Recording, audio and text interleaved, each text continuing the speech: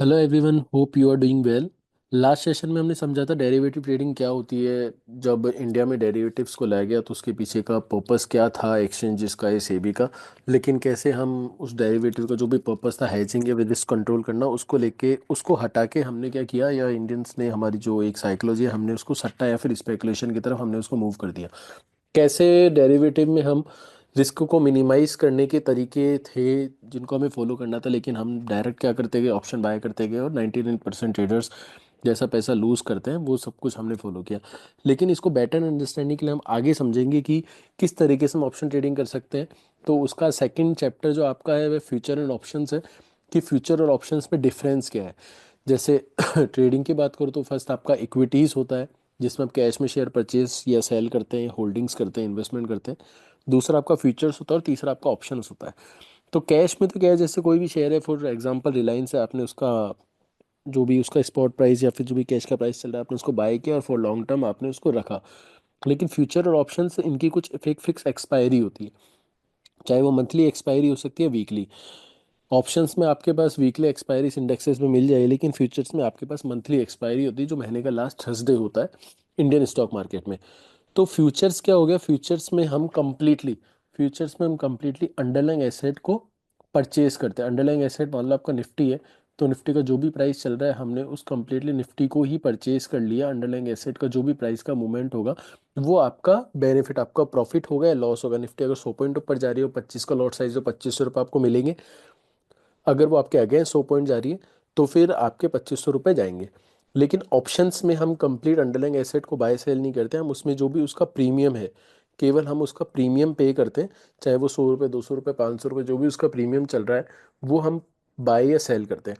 तो फ्यूचर्स में पूरी कंप्लीटली हम अंडरलाइंग एसेट को बाय या सेल करते हैं, और ऑप्शंस में हम केवल उसका प्रीमियम का अमाउंट पे करते हैं, जो लास्ट चैप्टर में मैंने समझाया भी था कि ऑप्शंस के अंदर हम केवल उसका जो प्रीमियम है, जैसे इंश्योरेंस हो गया, तो इंश्योरेंस हम किसी भी, चाहे कार हो या फिर हेल्थ हो या फिर आपका प्रॉपर्टी हो, हम उसका इंश्योरेंस लेते हैं।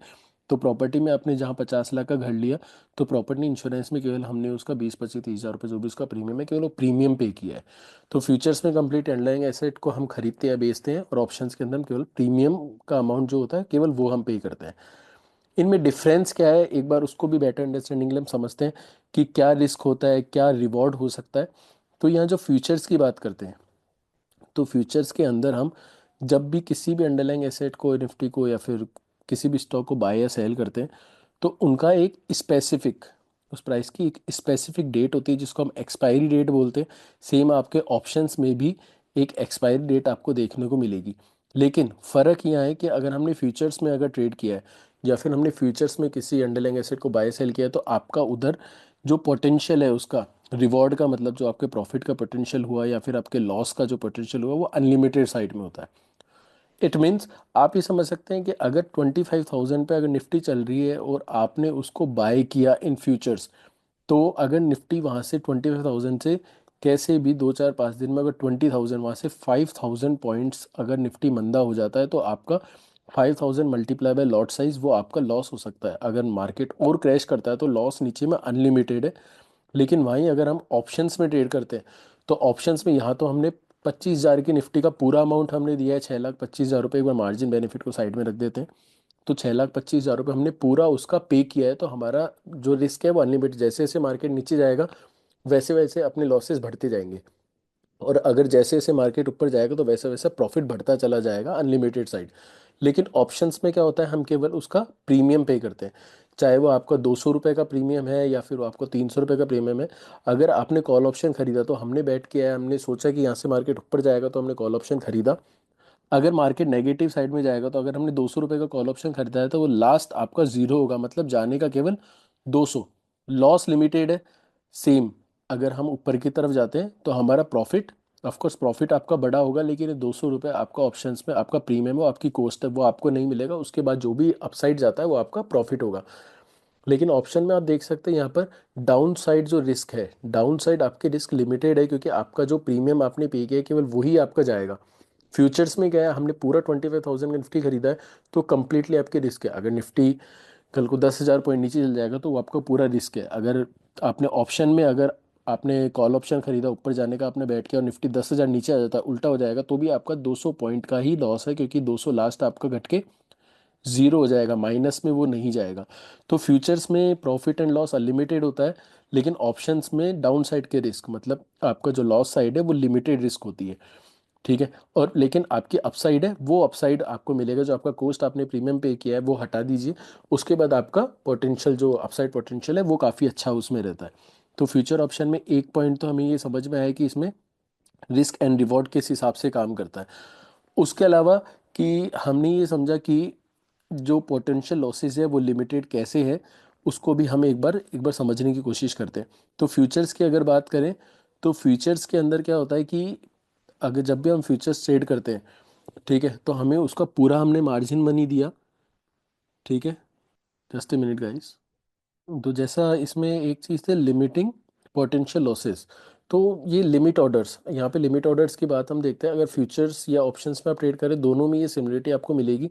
अगर निफ्टी आपको 25,000 अगर निफ्टी चल रहा है, और आप देख रहे हैं कि अभी मार्केट 25,000 है, और हम मैं चाहता हूँ कि यहाँ पे 24,800, अगर 24,800 अगर बाजार है तब ही मेरा निफ्टी बाय ऑर्डर लगे या एग्जीक्यूट हो, तो मैं प्रायर बिड ऑर्डर या फिर प्रायर एक लिमिट ऑर्डर डाल के छोड़ सकता हूँ। जैसे ही 24,800 मार्केट आएगा, मेरा ऑर्डर एग्जीक्यूट हो जाएगा। सेम ऑप्शन ट्रेडिंग में भी, अगर आपका कोई ऑप्शन प्रीमियम, अगर कोई आपका ऑप्शन प्रीमियम 200 रुपये के आसपास चल रहा है और 150 पे हम ऑर्डर मार्क कर देंगे, पेंडिंग ऑर्डर डाल देते हैं, बाय ऑर्डर डाल देंगे, तो जैसे ही प्राइस 200 से डाउन होकर 150 अगर आएगा, तो आपका ऑर्डर एग्जीक्यूट हो जाएगा। ये एक सिमिलरिटी आपको फ्यूचर और ऑप्शन दोनों के अंदर देखने को मिलेगी। उसके बाद इसको समझते हैं कि प्रोबेबिलिटी क्या है, आपका रिस्क एंड रिवॉर्ड की प्रोबेबिलिटी क्या होगी। अब फ्यूचर्स जैसे मैंने बताया, इसमें आपका हाई रिस्क होता है, क्योंकि आपका risk of course unlimited side हो सकता है अगर आपका व्यू गलत होता है मार्केट में। तो अगर रिस्क अनलिमिटेड है तो ऑफकोर्स गेन्स या प्रॉफिट भी आपके अनलिमिटेड होंगे। तो फ्यूचर्स में आपके गेन्स भी अनलिमिटेड हैं, तो लॉसेस भी अनलिमिटेड साइड में आपके होते हैं, तो आपको रिस्क उस हिसाब से फ्यूचर्स में देखना होता है। लेकिन ऑप्शंस के अंदर रिस्क आपका लिमिटेड है, जैसा आपको पिछले वाली मैंने स्लाइड में बताया कि 200 रुपीज़ का आपने अगर कोई प्रीमियम बाय किया है, तो हमारा मैक्स, अगर हमारा व्यू गलत होता है तो हम मैक्स 200 रुपये ही खोएंगे, लास्ट वो 200 का आपका जीरो हो सकता है, माइनस भी नहीं जा सकता। लेकिन अगर हमारा व्यू सही है, तो वो 200 का बढ़ के अगर मार्केट हमारे डायरेक्शन में जाएगा, तो वो 400 भी हो सकता है, वो 1000 भी हो सकता है, और 2000 भी हो सकता है। तो जो आपका कमाने का है, मतलब आपका प्रॉफिट है, प्रोबेबिलिटी है या गेन्स है, वो बहुत हाई साइड में हो सकते हैं। लेकिन लॉसेस ऑफ कोर्स, या फिर आपका डाउन साइड का जो पोटेंशियल है, वो ऑफ कोर्स आपका एकदम लिमिटेड साइड में ही होगा। जितने रुपए का आपने प्रीमियम पे किया है, वो ही आपका लास्ट लॉस हो सकता है, उससे बड़ा लॉस नहीं होता। तो फ्यूचर्स में आपका जो प्रॉफिट है वो भी अनलिमिटेड साइड में, आपका जो लॉस है वो भी अनलिमिटेड साइड में जा सकता है। लेकिन ऑप्शंस में आपका लॉस हमेशा लिमिटेड होगा। मैं यहाँ पे ऑप्शन बाय की बात कर रहा हूँ अभी। ठीक है, ऑप्शंस में आपका लॉस हमेशा लिमिटेड होता है, और प्रॉफिट ऑफ कोर्स आपका लिमिटेड साइड में हो सकता है। ठीक है, उसके बाद एक और पॉइंट है जो इसमें समझना है, जो सबसे मेजर पॉइंट होता है एक्सपायरी डेट। एक्सपायरी डेट, इस चीज़ को समझना सबसे ज़्यादा जरूरी इसलिए क्योंकि फ्यूचर्स एंड ऑप्शंस दोनों की एक एक्सपायरी होती है, पर दोनों में फ़र्क क्या है। फ्यूचर्स जैसे अगर हम किसी भी स्टॉक की या इंडेक्स की बात करते हैं, तो मंथ का जो लास्ट थर्सडे होता है वो आपका एक्सपायरी डेट होगा। तो फ्यूचर्स में भी सेम एक्सपायरी होगी और ऑप्शंस में भी सेम एक्सपायरी होती है, लेकिन दोनों में फ़र्क क्या है। जैसे आपने, फॉर सपोज करते हैं, हमने रिलायंस का शेयर खरीदा, तो रिलायंस का हमने फ्यूचर जब खरीदा, तो रिलायंस का फ्यूचर हमने मान लो प्राइस में उठाया 3000 पे, आपका रिलायंस चल रहा है। तो 3000 में अगर रिलायंस हमने उठाया और एक महीना एक्सपायरी के दिन मार्केट में कोई भी मूवमेंट नहीं आया, और रिलायंस वहाँ का वहीं 3000 रह गया, तो आपका कुछ भी नहीं गया। ना आपको प्रॉफिट हुआ, वो कोस्ट टू कोस्ट है, ना आपका लॉस हुआ। तो आपका ना प्रॉफिट हुआ ना लॉस हुआ, प्राइस वहाँ की वहीं रह गई। तो कुछ भी आपका इसमें नुकसान नहीं है। ठीक है, केवल आपकी जो ब्रोकरेज है, आपकी ब्रोकर की वो लगेगी। लेकिन ऑप्शन ट्रेडिंग में हम ये मानते हैं कि अगर हमने कॉल ऑप्शन खरीदा, तो उस पर्टिकुलर पॉइंट से मार्केट ऊपर जाना चाहिए, या हमने अगर पुट ऑप्शन बाय किया है तो उस पर्टिकुलर पॉइंट से या फिर उस स्ट्राइक प्राइस से प्राइस नीचे जानी चाहिए। लेकिन अगर हमने उस समय, जब हमने फ्यूचर 3000 के रेट पे रिलायंस को बाय किया था, लेकिन प्राइस कहीं नहीं गई, उस समय अगर हम 3000 का कॉल ऑप्शन उठाते और प्राइस अगर कहीं नहीं जाती, प्राइस अगर 3000 ही जाती, तो टाइम डी के, तो एक्सपायरी जैसे जैसे पास आती है, एक्सपायरी के दिन जैसे जैसे पास आते हैं, वो ऑप्शन का प्रीमियम, अगर मैंने 100 रुपये का कोई कॉल ऑप्शन भी खरीदा था यहाँ पे, तो जैसे जैसे एक्सपायरी पास आएगी, वो 100 रुपये की वैल्यू गलती चली जाएगी। इसको डीके बोलते हैं, आगे हम अच्छे से समझेंगे अगले चैप्टर्स में कि डीके क्या होता है, किस हिसाब से होता है, वो सारी चीज़ें। लेकिन जैसे जैसे आपकी एक्सपायरी पास आएगी, प्राइस 100 रुपये से घट के 90, 80, 70, 50, 40 होती जाएगी, क्योंकि कॉल में हम बैट करते हैं प्राइस ऊपर जानी चाहिए। यहाँ पे 3,000 से प्राइस अगर 3100, 3200, 3300 जाती तो आपकी कॉल की प्राइस इंक्रीज होती, लेकिन प्राइस कहीं नहीं गई, प्राइस 3000 थी, तो एक्सपायरी डे पे आपका प्रीमियम जीरो हो जाएगा। जैसा मैंने बताया, लॉसेस आपके लिमिटेड साइज है, 100 का आपने प्रीमियम दिया है तो 100 लास्ट आपका जीरो होगा। अगर प्राइस 3000 से लेकर अगर 2000 भी रिलायंस की प्राइस अगर आ जाती तो भी आपका मैक्स लॉस 100 ही होता। लेकिन अगर ये प्राइस एक्सपायरी के दिन या एक्सपायरी तक ये प्राइस 3000 से बढ़कर अगर 4000 हो जाती तो आपकी प्राइस 3000 से 4000, मतलब 1000 पॉइंट ऊपर मार्केट गया है, 100 रुपये का आपने प्रीमियम खरीदा, तो ये प्रीमियम बढ़ के कितना हो जाएगा, 1000, क्योंकि 1000 पॉइंट प्राइस ऊपर गई है वहां से, तो 1000 का, तो ये आपका प्रॉफिट पॉइंट्स होंगे कि 1000 पॉइंट्स का आपको प्रॉफिट है। 100 रुपये की अगर आपकी कॉस्ट है तो आप उस पर्टिकुलर एक्सपायरी के दिन आपको 900 पॉइंट उस रिलायंस में मिले। तो फ्यूचर्स के अंदर क्या है कि अगर ऊपर जाएगा तो अच्छा प्रॉफिट है 2000, अगर रिलायंस 3000 से उतर के 2000 आ जाएगा तो आपको लॉस बढ़ सकता है, 1000 पॉइंट तक का लॉस हो सकता है। लेकिन ऑप्शन ट्रेडिंग में क्या हुआ, आपने केवल 100 पॉइंट का प्रीमियम खरीदा, 100 ही आपका नुकसान होगा। लेकिन जो यहाँ पे टाइम वाली बात हो रही है, टाइम सेंसिटिव फैक्टर, ये होता है आपका टाइम डीके।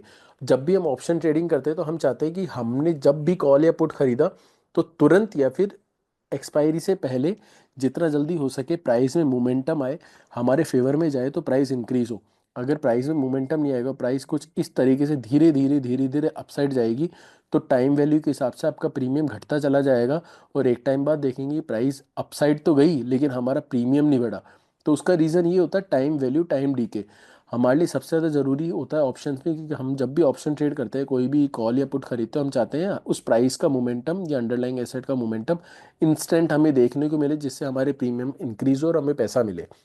तो यहाँ पे टाइम की क्या वैल्यू है, जब भी हम फ्यूचर ट्रेडिंग करते हैं तो टाइम मैटर नहीं करता, हमारे लिए प्राइस मैटर करती है।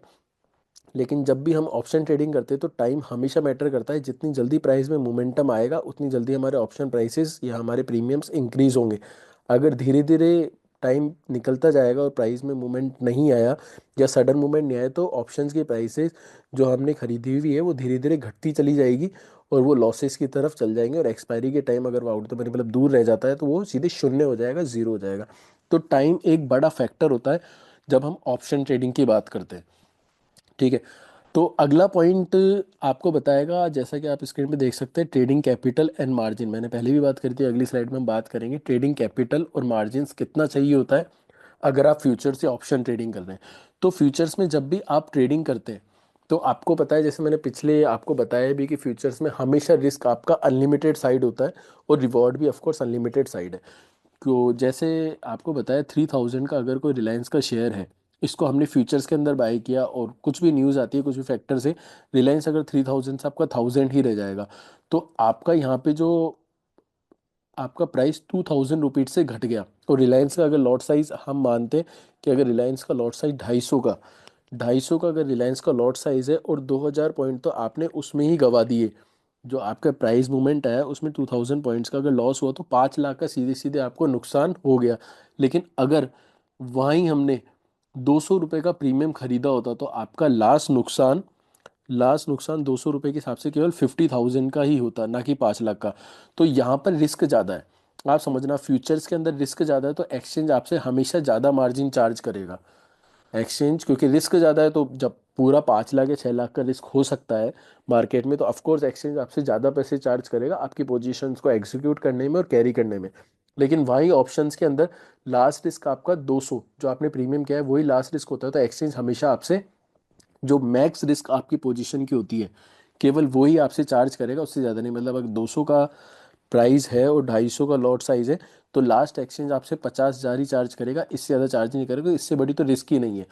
तो यहाँ पे समझना कि फ्यूचर्स के अंदर हमेशा हमेशा हमें ट्रेडिंग कैपिटल या फिर मार्जिन हमें ज़्यादा चाहिए होता है, और ऑप्शंस के अंदर जितना अगर प्रीमियम है हमें केवल उतना ही पे करना होता है। अगर प्रीमियम आपका 10 रुपये का होगा और 250 का लॉट साइज है, एक्सचेंज आपसे 2500 रुपये ही चार्ज करेगा। लेकिन फ्यूचर्स में चाहे रिलायंस के प्राइस 3000 हो या रिलायंस के प्राइस 2000 हो, एक्सचेंज आपसे पूरा मार्जिन ही चार्ज करेगा। तो सबसे बड़ा फैक्टर जो लोग ऑप्शन ट्रेडिंग की तरफ घुसते हैं वो केवल इसलिए घुसते हैं, रिटेलर्स, क्योंकि रिटेलर्स या अपन जैसे हैं तो अपने पास हमेशा पैसा एक लिमिटेड ही होता है। तो हम देखते हैं कम पैसे में ज़्यादा पैसा कैसे बना पाए, तो हम हमेशा ऑप्शन ट्रेडिंग की तरफ मूव करते हैं कि हम 5,000 लगा के 50,000 कैसे कमाए, या फिर 50,000 लगा के 5 लाख कैसे कमाए। तो फ्यूचर्स के अंदर हमेशा मार्जिन ज़्यादा चाहिए होता है, और ऑप्शन के अंदर जो केवल प्रीमियम है वही हमें अपफ्रंट या फिर हमें प्रीमियम का पैसा ही देना पड़ता है, और इसके अलावा पैसा नहीं लगता अपना ऑप्शन ट्रेडिंग में। तो यहाँ पे जो डिफरेंस हो गया कैपिटल या मार्जिन का, तो फ्यूचर्स के अंदर हमें ज़्यादा फंड्स की नीड होती है, वहीं हमें ऑप्शंस के अंदर कम मार्जिन में हमारा काम हो जाता है। कुछ प्रोज एंड कॉन्स भी हैं कि फ्यूचर्स के क्या मतलब क्या एडवांटेज होते हैं, क्या डिसएडवांटेजेस हो सकते हैं, या ऑप्शन ट्रेडिंग के क्या एडवांटेज है क्या डिसएडवांटेजेस हैं, वो भी हम एक बार समझ लेते हैं। कि फ्यूचर ट्रेडिंग हम जब भी करते हैं तो आपको जैसा बताया था मैंने कि जो रिटर्न है फ्यूचर्स के अंदर एब्सोल्यूट, वो रिटर्न्स काफ़ी हाई होते हैं। जैसे जैसे प्राइस मूवमेंट करेगा वैसे वैसे आपका प्रॉफिट बढ़ेगा, और जैसे जैसे आपके अनफेवर जाएगा वैसे वैसे आपका रिस्क खुलता चला जाएगा। ये आपका सबसे पहला आपका हो गया हायर पोटेंशियल रिटर्न्स। रिटर्न्स बहुत अच्छे फीचर्स में हो सकते हैं प्राइस मोमेंटम के हिसाब से। मोर लिक्विडिटी, क्योंकि एक्चुअल जो ट्रेडिंग होती है वो फ्यूचर्स के अंदर ही होती है, फिर स्पॉट के अंदर ही होती है। तो बायर सेलर की अवेलेबिलिटी सबसे ज़्यादा हाई होती है, आप अपने ऑर्डर्स को सेम टाइम पे निकाल सकते हैं। वहीं ऑप्शंस में कई बार लिक्विडिटी नहीं होती, बायर सेलर की अवेलेबिलिटी नहीं होती, अगर वो प्राइस काफ़ी इन द मनी चल जाती है। कई स्ट्राइक्स ऐसी होती है जिसपे बायर सेलर की अवेलेबिलिटी नहीं होती, पर फ्यूचर्स के अंदर हमेशा आपको लिक्विड मिलेगा। ठीक है। फ्यूचर्स को लोग हेजिंग के लिए भी यूज़ लेते हैं, इसको अपन बाद में समझेंगे, लेकिन फ्यूचर्स एक अच्छा हेजिंग है।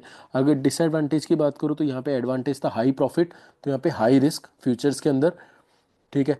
और सेकंड जो मेजर डिसएडवांटेज है जो लोग देखते हैं कि फ्यूचर्स के अंदर ज़्यादा मार्जिन लगता है, क्योंकि आपका रिस्क ज़्यादा है तो एक्सचेंज आप से पैसा भी ज़्यादा ही चार्ज करेगा, ये एक इसका डिसएडवांटेज है।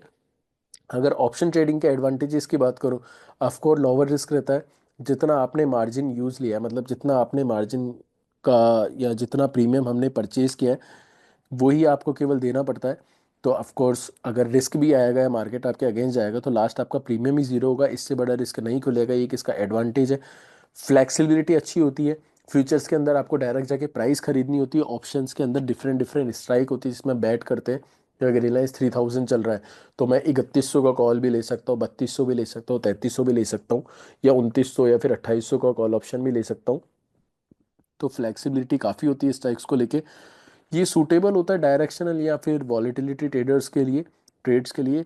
डायरेक्शनल जैसे आपको लग रहा है यहाँ से मार्केट ऊपर जाना चाहिए, तो आपने ये देखा कि यहाँ से आपका रिलायंस अभी 3,000 चल रहा है, और आप सोच रहे हैं इस महीने के एंड में रिलायंस में 500 रुपये की तेजी आनी चाहिए और प्राइस 3500 हो जाए। तो आप डायरेक्ट जाके 3300 3200 का कॉल ऑप्शन भी खरीद सकते हो। फायदा ये है कि अगर मैं 3,000 का कॉल ऑप्शन खरीदूंगा हो सकता है मुझे 100 का मिले, मैं थोड़ा दूर जाके 3100 का खरीदूंगा तो मेरे को 80 का मिलेगा, और 3300 का खरीदूंगा हो सकता है 50 का मिले। तो प्रीमियम छोटा है, मल्टीपल लॉट साइज, तो मेरे को ट्रेडिंग कैपिटल भी ज़्यादा लगेगी, सॉरी ट्रेडिंग कैपिटल भी कम लगेगी। तो वहीं मेरा हो सकता है कि अगर मेरा मूवमेंट जो मैं मान के चल रहा हूँ अगर वो सही गया तो हो सकता है 5,000 के बदले में 5,000 भी कमा लूँ, हो सकता है 5,000 के बदले में 10,000 भी कमा लूँ। तो यहाँ पे ये जो मार्केट की डायरेक्शनल मूव है इनको हम काफ़ी अच्छे तरीके से प्ले कर सकते हैं, लेकिन ऑफ कोर्स ये सारी चीज़ें आपको इस पर रिसर्च भी करनी पड़ती है डायरेक्शंस पता लगाने के लिए, या फिर आपको अपना टेक्निकल एनालिसिस इतना स्ट्रॉन्ग करना होगा कि आप उन डायरेक्शंस को पता लगा सकें मार्केट का डायरेक्शन क्या हो सकता है। या ऑफ कोर्स वॉलेटिलिटी आप बोल सकते हैं, मार्केट अगर वॉलेटाइल है, काफ़ी वॉलेटाइल है, तो आप अपने रिस्क या फिर रिवॉर्ड को मैनेज करने के लिए in the money out the money के स्ट्राइक्सेस में खेल सकते हैं, जिससे आप उसको एक एडवांटेज समझ सकते हैं रिस्क एंड रिवॉर्ड को। डिसएडवांटेजेस की बात करूं तो ऑफ कोर्स अगर आप ऑप्शंस में काम करें तो फ्यूचर जितने रिटर्न तो आपको नहीं मिलेंगे, उससे कम ही रिटर्न होगा, क्योंकि फ्यूचर्स तो प्राइस के हिसाब से आपको पूरे रिटर्न देगा, लेकिन ऑप्शंस प्राइस मोमेंटम से कम रिटर्न आपको देते हैं। दूसरा जो सबसे बड़ा डिसएडवांटेज ऑप्शन ट्रेडिंग का होता है जो लोग नहीं समझ पाते, कि मेरा प्राइस तो ऊपर जा रहा है लेकिन मेरा जो ऑप्शन का प्राइस है वो क्यों नहीं बढ़ रहा। मैंने जब रिलायंस को 3,000 में ख़रीदा था, ठीक है, आज रिलायंस 3200 है, लेकिन मेरा प्रीमियम उस लेवल जो मैं सोच रहा हूँ वहाँ वो 200 पॉइंट चला, यहाँ पे ये 200 पॉइंट क्यों नहीं चला। वो सब कुछ टाइम डी के या फिर स्ट्राइक सिलेक्शन होता है कि आपने ऑप्शन की कौन सी स्ट्राइक सेलेक्ट की, वो टाइम डी के जैसे एक्सपायरी पास आएगी। जैसे एक्सपायरी पास आएगी तो हमें क्या चाहिए ऑप्शन ट्रेडिंग में, कि मैंने अगर कुछ भी यहाँ इस पॉइंट पे परचेज किया तो तुरंत मार्केट ऊपर जाए और वहाँ जाके मैं उसको स्क्वायर ऑफ कर दूँ और प्रॉफिट बुक कर दूँ। लेकिन मार्केट इस हिसाब से कभी नहीं चलता, मार्केट इस हिसाब से चलता है हमेशा। तो मार्केट जब भी धीरे धीरे जाएगा तो यहाँ पे ये यहाँ पे जो मार्केट ऑप्शन का प्रीमियम है वो डीके होता जाएगा, और फ्यूचर जिस हिसाब से प्राइस इंक्रीज हुई है, ऑप्शन की प्राइस कभी भी इस हिसाब से इंक्रीज नहीं होती, वो धीरे धीरे चलती है। तो हमारी बाइंग ही इतनी ऊपर होती है कि हमारा जैसे जैसे एक्सपायरी पास आएगी तो एक बार तो ऊपर जाता है, लेकिन हम वेट करते हैं और वापस धीरे धीरे वापस वो पूरा डीके होता चला जाता है, और हमारा पूरा प्रीमियम हम लॉस कर देते हैं उसके अंदर। तो ये सबसे ज़्यादा समझने की ज़रूरत है कि जब भी हम ऑप्शन ट्रेड करते हैं, ऑप्शन बाय करते हैं, या चाहे वो कॉल हो या पुट हो, तो हमें इंस्टेंट, मतलब काफ़ी जल्दी मूवमेंट चाहिए होता है मार्केट में, जिससे हम हमारी ट्रेड्स को प्रॉफिट में निकाल सकें। तो काफ़ी ट्रेडर्स है जो ऑप्शन ट्रेडिंग करते हैं तो ये चीज़ नहीं समझ पाते कि मेरा प्राइस का मूवमेंट या फिर मेरा प्राइस उस तरीके से क्यों नहीं बढ़ रहा। निफ्टी तो बढ़ गया, रिलायंस तो बढ़ गया, लेकिन मेरा ऑप्शन का प्रीमियम क्यों नहीं बढ़ रहा। तो उसके पीछे टाइम डीके या फिर स्ट्राइक सिलेक्शन होती है। तो ये चीज़ सबसे मेजर है समझने के लिए। उसके बाद ये समझते हैं कि क्या हमारे लिए सही है, हमारे लिए फ्यूचर सही है या फिर हमारे लिए ऑप्शन सही है। क्योंकि हमने इतनी स्लाइड्स में समझा कि फ्यूचर्स ऐसे हैं, ऑप्शंस ऐसे हैं, फ्यूचर्स में ये बेनिफिट है, ऑप्शंस में बेनिफिट है। तो ये कैसे समझें कि सर मेरे लिए क्या बेस्ट है, मैं फ्यूचर्स में ट्रेड करूँ या ऑप्शन में। तो ये सिंपली आपके खुद के ऊपर डिपेंड करेगा कि आप क्या कर सकते हैं। अगर आपको भी इंडिविजुअल आप रिस्क ले सकते हैं, आपकी रिस्क एपिटाइट काफ़ी अच्छी है, ठीक है, कि आप डरते नहीं है पैसा खोने से, तो ऑफ कोर्स आप फ्यूचर्स के साथ जा सकते हो। फ्यूचर्स आपको जल्दी पैसा देता है, लेकिन हाँ, सेम वैसे वर्षा आपको लॉस भी जल्दी देगा। तो आपका टेक्निकल इतना स्ट्रांग होना चाहिए अगर आप फ्यूचर्स में ट्रेड करने।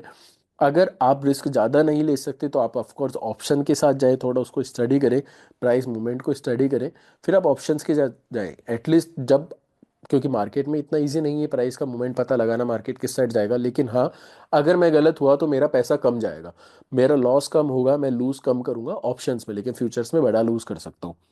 ठीक है।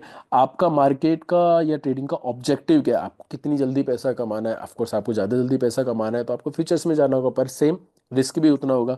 मार्केट का आउटलुक आपको क्या लग रहा है कि मार्केट कितने टाइम में कितना मूव कर सकता है, और काफ़ी सारी चीज़ें हैं मार्केट में समझने की।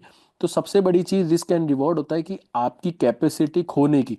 हम कभी भी हम ये बात नहीं करते कि आप कितना कमाएंगे। आप किसी भी ट्रेड में जा रहे हैं तो कितना पैसा कमाना चाहिए, कितना मूवमेंट आया, हम हमेशा बात करते हैं कि आपको अपना वस्त पता होना चाहिए। कि हर आदमी सुबह अगर वो ट्रेडिंग कर रहा है तो सुबह उठ के हमेशा वो सोचता है कि आज मुझे 10,000 बनाना है, मुझे 5,000 बनाना है, मुझे लाख बनाना है, 5 लाख बनाना है। इस हिसाब से कभी पैसा नहीं बनता। आपको हमेशा ये पता होना चाहिए कि मैं लास्ट कितना खो सकता हूँ। अगर आपको पता है कि आज कुछ भी हो जाए मुझे 5,000 से बड़ा अमाउंट नहीं खोना, then you can be a successful trader. क्योंकि आज आपको पता है कि 5,000 से ज़्यादा नहीं खोना। अगर वो पैसा जाएगा और आप अपनी पोजीशन काट देंगे तो आपने लास्ट 5,000 खोया, लेकिन आपने अगर ये डिसाइड नहीं किया कि वस्त मेरा क्या है, मैं कितना पैसा लास्ट खो दूँ, तो हो सकता है वो 5,000 के बाद 10,000 भी चल जाएगी, क्योंकि आप पोजीशन काटेंगे क्योंकि आपका डिसाइडेड नहीं है माइंड में कि कितना पैसा मैं खो सकता हूँ। हम हमेशा डिसाइड करते हैं कि मुझे कितना चाहिए। हर ट्रेडर या इन्वेस्टर सोचता है मुझे इतना चाहिए, मुझे इतना चाहिए। आप हमेशा उल्टा सोचो। अगर आप सक्सेसफुल बनना चाहते हो हमेशा आपको उल्टा सोचना होता है कि जो आएगा प्रॉफिट वो कंप्लीटली आपकी रिसर्च है, मार्केट है, सब कुछ है, जो आना होगा वो तो आएगा, लेकिन मैं इससे ज़्यादा नहीं खो सकता। कई बार आपने देखा होगा ऐसे ट्रेडर्स हैं, ट्रेडर तो मैं नहीं बोलूँगा, वो एकदम न्यू बिगनर्स होते हैं, क्योंकि ट्रेडर कभी भी ऐसी साइकोलॉजी में गड़बड़ नहीं करता।